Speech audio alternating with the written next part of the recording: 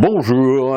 Alors que les candidats à la présidentielle 2017 présentent entre autres le chapitre santé de leur programme politique, on pourrait imaginer que les représentants du corps médical montent à titre préventif au créneau pour faire entendre leurs idées et observations, qu'ils posent des questions et avancent des propositions pour améliorer les systèmes de santé et leur propre situation.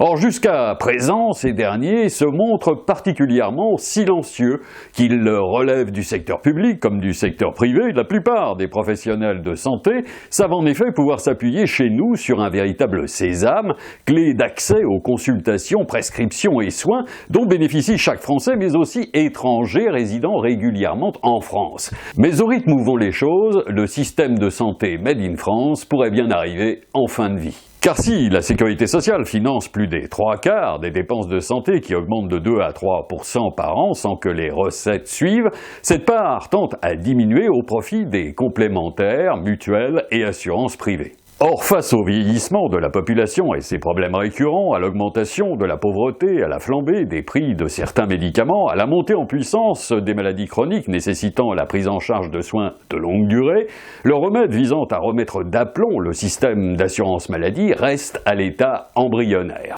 En dépit des dernières réformes adoptées pour maîtriser les dépenses de santé, parcours de soins coordonnés avec le médecin traitant, promotion des génériques, forfaits et franchises médicales, déremboursement de médicaments de confort ou encore réorganisation territoriale et modernisation de la gestion des hôpitaux publics avec tarification à l'acte, le mal dont souffre le système de santé est loin d'être enrayé. Et rares sont les professionnels de santé du secteur privé comme du secteur public à se déclarer satisfaits de leur situation, désertification médicale, manque de personnel, surcharge de travail, exigences administratives pénalisantes, encombrement des urgences hospitalières, juste rémunération, voire menace de burn-out étant le plus souvent dénoncées.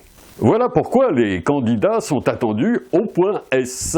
Que proposent ceux comme celles qui apparaissent en lice dans la course à la présidence de la République? Concernant la lutte contre les déserts médicaux, si chacun a sa méthode, des points de convergence apparaissent néanmoins. Benoît Hamon, candidat de la gauche, encourage le développement de maisons de santé pluridisciplinaires rassemblant des médecins libéraux. Il envisage aussi de supprimer le conventionnement aux médecins qui s'installent en zone surdotée, tout en précisant que cette mesure n'entravera en rien la liberté d'installation des médecins qui pourront toujours choisir d'y exercer. Emmanuel Macron propose de doubler le nombre de maisons de santé d'ici 2022, il souhaite relever le numerus clausus, il prône une réforme de l'hôpital qui passe par le décloisonnement entre public et privé et une réforme des tarifications. François Fillon, candidat de la droite et du centre, évoque pour sa part lui aussi la création de maisons médicales et de structures de petite urgence de proximité. Il veut simplifier les tâches administratives des médecins et aider à leur informatisation. Il prévoit aussi le rétablissement des 39 heures à l'hôpital tout en assurant en contrepartie une meilleure rémunération au personnel hospitalier. Marine Le Pen, candidate du Front National qui ne veut plus de médecins étrangers, compte relever le numerus clausus en dotant de moyens supplémentaires les facultés et en instaurant un stage d'internat dans les zones désertifiées. Elle propose de maintenir au maximum les hôpitaux de proximité et envisage d'augmenter les effectifs de la fonction publique hospitalière. Comme vous avez été patient, vous reviendrez consulter pour le check-up de la sécurité sociale frappée de déficit chronique.